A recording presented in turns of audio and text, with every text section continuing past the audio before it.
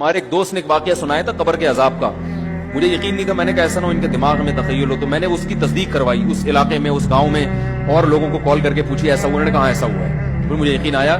وہ قبر بار بار نا اس کو نکال کے باہر پھینک دیتی تھی, بندے کو ڈالتے تھے قبر میں. اس نے بہت سے علماء شہید کروائے تھے نالائق نے. اس کا جرم یہ تھا کہ وہ مخبریاں کر کر کے نا علماء کو قتل کرواتا تھا.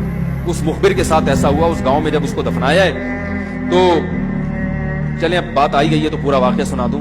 تو وہ جنہوں نے دفنایا نا وہ ان سے میرا بھی تعلق تھا, میرے بیان سنتے تھے. تو مجھے آ کے انہوں نے واقعہ سنایا کہ ایسا کوئی مخبر تھا جو علماء کو شہید کرواتا تھا مخبریاں کر کر کے. تو جب اس کو دفنایا کہہ رہے ہیں اس کے والد میرے پاس آئے, ہم لوگ کے پاس آئے. انہوں نے کہا کہ بھائی میں جب صبح جاتا ہوں تو میرے بچے کی جو لاش ہے نا وہ قبر سے باہر پڑی ہوئی ہوتی ہے, تو میں بڑا پریشان ہوں, کیا کروں. تو ہم پھر دفن کرتے ہیں تو اچھا قبر بالکل صحیح ہوتی ہے اوپر سے, اور وہ بندہ باہر ہوتا ہے, وہ دوبارہ بند ہو جاتی ہے قبر. تو ہم بڑے پریشان ہیں, کیا کریں. یہ کوئی شخص شرارت کر رہا ہے. کہہ رہے ہیں, ہم نے کہا بھائی ہم تو نہیں کر رہے شرارت. کہا تو اگر دوسرا ہم شرارت کوئی کر بھی رہا ہوتا تو قبر کو کھودی بھی تو ہونا. تو انہوں نے کہا, پھر یہ مشورہ انہوں نے ان کو دیا کہ تم ایسا کرو, لڑکا جو قتل ہوا جو مرا تھا نا, جو قبر میں تھا, جس کی لاش باہر, نوجوان تھا, وہ بڑا مخبر آدمی تھا, وہاں کے گاؤں کے لوگوں نے بتایا. تو اس کی لاش جب باہر پڑی ہوتی تو باپ اور بھائی کو لوگوں نے مشورہ دیا اس لڑکے کے کہ تم لوگ رات کو قبرستان میں جا کے بیٹھ جاؤ, پہرا دو کہ کون آتا ہے نکال کے جاتا ہے اور قبر کو پیک کر کے چلا جاتا ہے. تو وہ صاحب مجھے بتا رہے تھے کہ اگلے دن وہ چیختے ہوئے آئے ہیں, چیختے ہوئے, باپ اور بھائی جو ہے نا. کہہ رہے ہم نے رات کو منظر دیکھا کہ پہلے ہمیں رات جب اندھیرا ہوا ہے نا تو قبر کے اندر سے چیخنے کی آواز آئی, اور ہمارے سامنے قبر کھلی ہے تو ہم نے اس لڑکے کو دیکھا کہ آگ جل رہی ہے اس کی لاش پہ, اور وہ ایسے ایسے اپنے سر کو پیٹ رہا ہے. کہہ رہے ہم تو خوف کی وجہ سے بے ہوش ہو گئے, ہمیں نہیں پتا اس کے بعد کیا ہوا.